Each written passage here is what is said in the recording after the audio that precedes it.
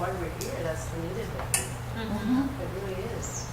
And it just, I wanted to kind of make a comment because I've been listening because I'm kind of half trying to catch up to speed because you guys obviously have known each other for years and years and years about all these different issues. And the comment you made a minute ago about whose consciousness needs to be raised, I think that's an ongoing thing since 1492. yay. And I don't know if this is going to contribute, but in a little bit different fashion, the former director of our program, you guys might remember her, Shirley Murphy. She was one of the original ones. That's Jimmy Warren's auntie. She gave me a call the other day, and I went to meet with her, and she asked me if I'd go to this meeting with the dean of the California School of Professional Psychology and some senator from Hawaii who's assistant. And what they're trying to do is they're trying to get an educational grant through Indian Health Service facilitated through CSPP to provide training for Native Americans like they do at the University of North Dakota, Indians in the psychology program. And the reason why they're doing that is because they see that there's a need to get more clinical Native psychologists into the field. So they've written the grant, and they told us that even if they don't get the grant, CSPP is going to find the money somehow to help support the individuals to go through school. We're needing the same kind of thing here for people within this profession because we're talking about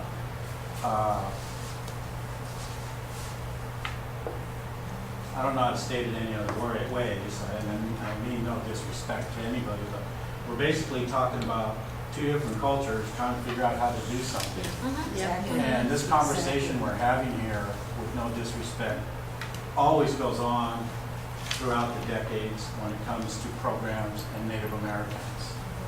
And I get a little frustrated sometimes because I understand, like when we start talking about how bad the word disability is, well, that's not the issue. You know, the terminology are things that are going to be figured out. And I was sitting here thinking, like, even with the booklet, with the philosophy, things are changing to some degree. Like in San Diego, we have the largest concentration of Indian gaming in the nation.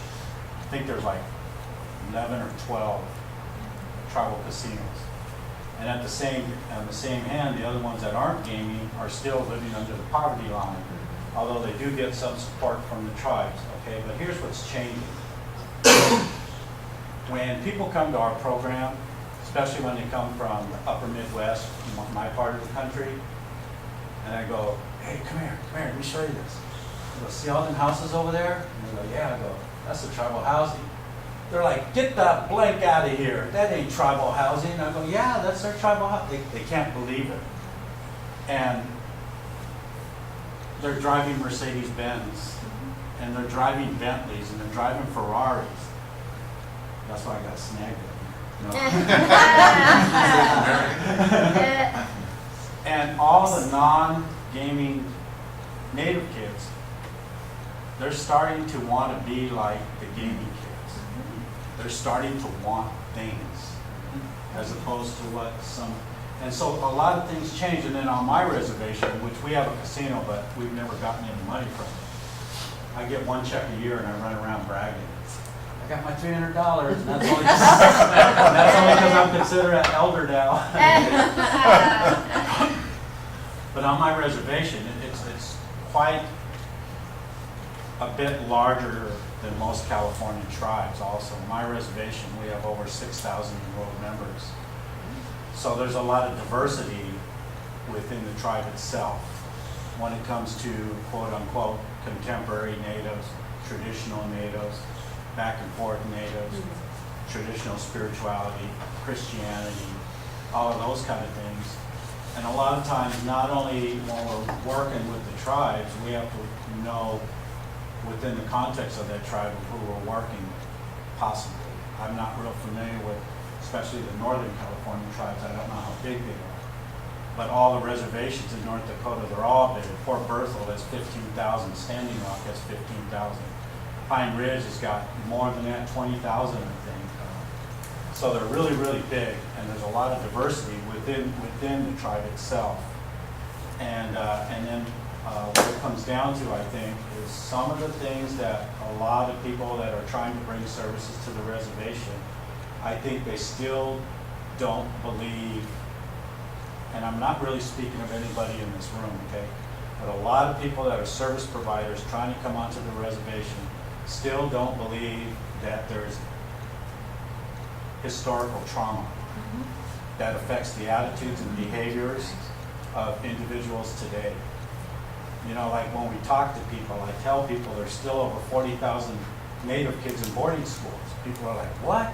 And I said, but it's different now. The BIA can't come and swipe your kids because that has happened generation after generation. So there's never been a true family-oriented tribe anymore, like at least for my tribe, that the kids that go to boarding schools, when they come back and they start having kids, well, they don't have the parenting skills. So instead of the BIA taking the kids, we're sending our kids to boarding schools. So a lot of things are changing, and there's a lot of things we need to really look at, I think, because a lot of the people I work with, the Native people, they really want the services, but they don't know how to ask. Right. They don't even know what they need, you know? And because of that is where I really began to understand more, at least within VR, the term informed choice. And I think that there's got to be a starting point instead of generalities, because we're talking about a whole bunch of different things here at one time. And I understand it's a strategic meeting, I understand that.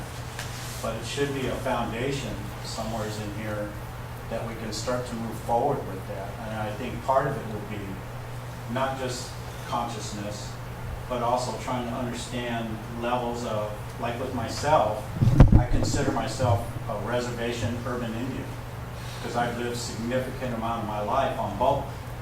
And as soon as somebody comes in my office, and just by the first sentence, I know if they've been raised on the reservation or not. And so I know how to talk to them.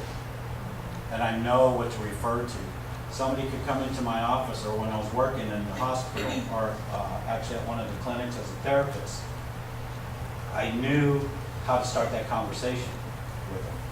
And sometimes it would have nothing to do with why they were there, because it was going to talk about back home.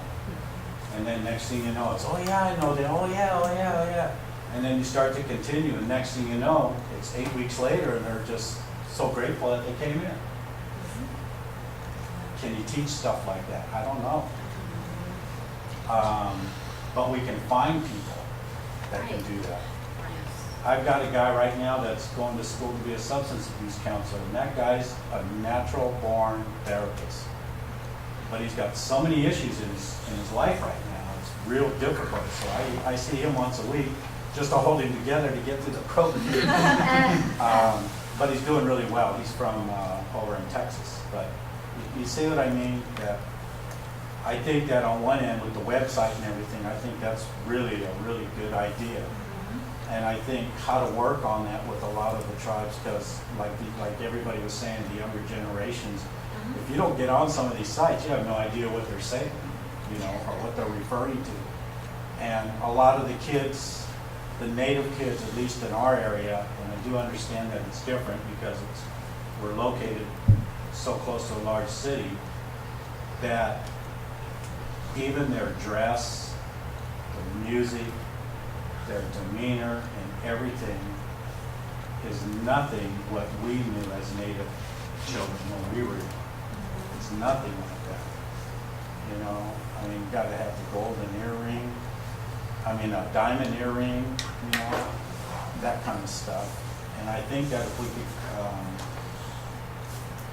find that foundation, you know, and sometimes it has to be, maybe we need to find people within our Indian communities that we could mentor Yes. and bring them in, and that could understand, you know, like you asked me if I work with Chaz. when I go to DOR and sit and talk with the DA in San Diego, I talk to him a lot different Right. than I do when I talk to the executive director at my program, Nubia, or tribal council if I ever have to talk to them. So, you know, have to know how to do both, and everybody here has to do that. And then when you go around to all the different tribes, you gotta know how to talk to them as well.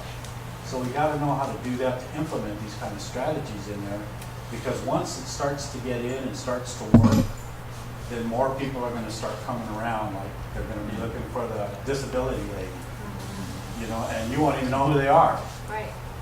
But they know you. But they'll know, yeah, but they'll know you.